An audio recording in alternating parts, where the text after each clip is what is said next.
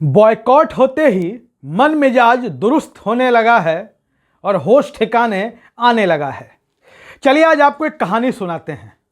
यूं तो हम रोज राजनीतिक विषयों पर अपनी राय रखते हैं और आप हमारी राय को, हमारे वीडियोस को बहुत पसंद भी करते हैं, शेयर भी करते हैं और आगे भी ऐसे ही आपका प्यार बना रहेगा, इसकी उम्मीद है।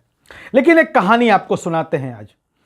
मान लीजिए कि आपके शहर में एक समोसे की दुकान है और समोसे का वो दुकानदार सड़े हुए मैदे से, बासी तेल से और बाकी बची खुची सड़ी हुई सामग्रियों से समोसा बनाता है। क्या आप उसके दुकान में समोसा खाना पसंद करेंगे?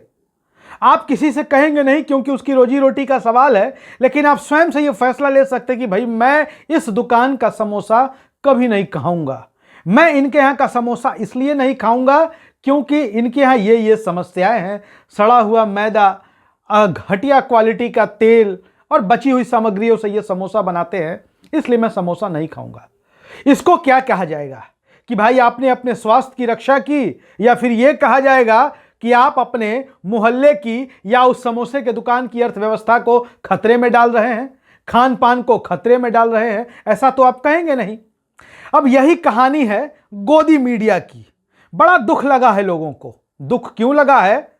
जो इंडिया अलायंस है, इंडिया अलायंस ने 14 एंकरों का नाम सार्वजनिक किया और कहा कि हमारे नेता या हमारे प्रवक्ता इनके शोज में नहीं जाएंगे। सीधे सीधे इसको कह सकते हैं बॉयकॉट किया, बहिष्कार किया। अब इसमें गलत क्या किया? ये गोदी मीडिया के एंकर और अलग अलग तरीके के पत्रकार जो हैं और भारतीय जनता पार्टी के नेता और प्रवक्ता भी मैदान में खुलकर कूद गए हैं। वो क्यों कूद गए भाई? सवाल गोदी मीडिया के एंकरों के बॉयकॉट का है। बीजेपी इसमें इतना उन्मादी क्यों हो रही है? बीजेपी इतना उत्तेजित क्यों है? बीजेपी के नेता इतने बढ़ चढ़कर बयान क्यों दे रहे हैं? अब बीजेपी के नेता बढ़ चढ़कर बयान दे रहे हैं, क्यों दे रहे हैं ये बीजेपी के नेता बताएंगे। लेकिन हम आपको बताते हैं कि ना तो किसी एंकर का जिनका नाम आया है इसमें, ना तो किसी को नौकरी से निकाला गया है, ना रिपोर्टिंग करने से रोका गया है, ना किसी को रिपोर्टिंग नहीं करने की धमकी दी गई है, न मारने की धमकी दी गई है, न एफआईआर किया गया है, न जेल भेजा गया है, न किसी ने तुम्हारी टीवी को बंद किया है। फिर मीडिया की आजादी खतरे में कैसे आ गई? लोकतंत्र खतरे में कैसे आ गया? अब जैसे ही इंडिया गठबंधन ने नाम का ऐलान किया कि भाई हम इन गोदी मीडिया के एंकरों को हमारे नेता इंटरव्यू नहीं देंगे, इनका हम बॉयकॉट करेंगे, इनको प्रेस कॉन्फ्रेंस में नहीं बुलाएंगे। यह तो सबकी आजादी का मामला है। नेताओं को भी इस बात की आजादी है। नेताओं को भी इस बात की आजादी है, किसी भी राजनीतिक दल को इस बात की आजादी है कि वो किस चैनल को इंटरव्यू देगा, नहीं देगा, किस पत्रकार के डिबेट में जाएगा, किस एंकर के डिबेट में जाएगा या नहीं जाएगा। यह उनका अधिकार है। लेकिन नहीं, यहां तो कहा जा रहा है कि भैया लोकतंत्र खतरे में आ गया, मीडिया की आजादी खतरे में आ गई जी, इंडिया ने यह कर दिया जी, कांग्रेस ने वो कर दिया जी, पहले इमरजेंसी कांग्रेस ने लगाया, अब फिर ये इमरजेंसी पार्ट 2 बताया जा रहा है। और इसमें कोई भी बड़ी बात नहीं है। सीधी सी बात इतनी सी है कि वो आपसे बात नहीं करना चाहते हैं, आप उनसे बात मत करिए। हर व्यक्ति को इस बात की आजादी है कि वो किससे बात करना चाहता है, किससे संबंध रखना चाहता है, नहीं रखना चाहता है। इंडिया गठबंधन इन एंकर्स के साथ संबंध नहीं रखना चाहता है। सिर्फ इतनी सी बात है। अब इस बात को बहुत ज्यादा तूल देने की जरूरत तो है नहीं, लेकिन तूल खूब दिया जा रहा है। ये जो एंकर हैं, गोदी मीडिया के एंकर जिनका नाम सामने लाया गया है, इनके ट्वीट्स को देखिए, इनके फेसबुक पोस्ट को देखिए, कितने जले भुने हुए ये नजर आ रहे हैं। और बहुत सारे लोग इसमें से बड़े मुस्कुराते हुए भी नजर आ रहे हैं।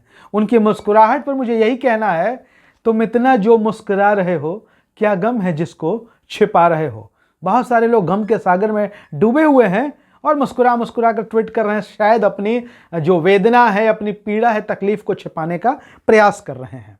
और ये पूछ रहे हैं बार बार, कई पत्रकारों के वीडियोस को आप देखिए कि नाम लिस्ट सामने आने के बाद वो कह रहे हैं सवाल पूछना मना है, सवाल से डर गए, हम सवाल क्यों नहीं पूछेंगे। भाई सवाल आप जरूर पूछो, लेकिन सवाल सिर्फ विपक्ष से क्यों? सवाल सरकार से क्यों नहीं? क्या विपक्ष के हाथ में सरकार है?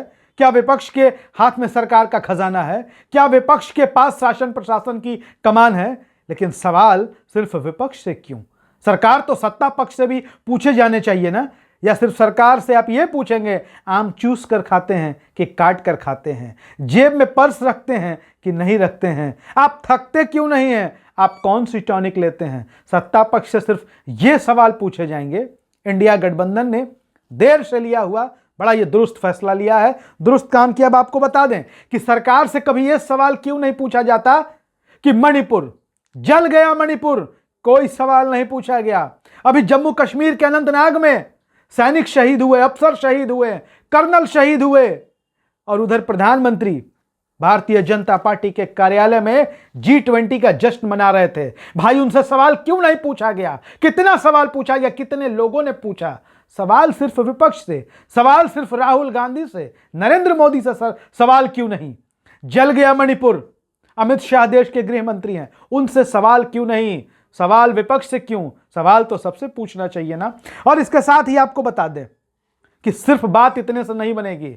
11 राज्यों में इंडिया गठबंधन की सरकारें हैं, और इंडिया गठबंधन की सरकारों ने अगर विज्ञापन बंद कर दिया, समझिए कितनी बड़ी जनसंख्या, कितनी बड़ी सरकार है, तो हेकड़ी गुम हो जाएगी। अभी इंडिया गठबंधन को और कड़े फैसलों की जरूरत है, और ऐसे फैसले ही ये जो गोदी मीडिया के गोदी एंकर हैं उनके होश को और ठिकाने लगाने का काम करेगी। सिर्फ चैनल के और सिर्फ एंकर के बॉयकॉट से काम नहीं चलेगा, चैनल का भी बॉयकॉट करना होगा। आप क्या सोचते हैं इस मसले पर? अपनी राय जरूर लिखिए।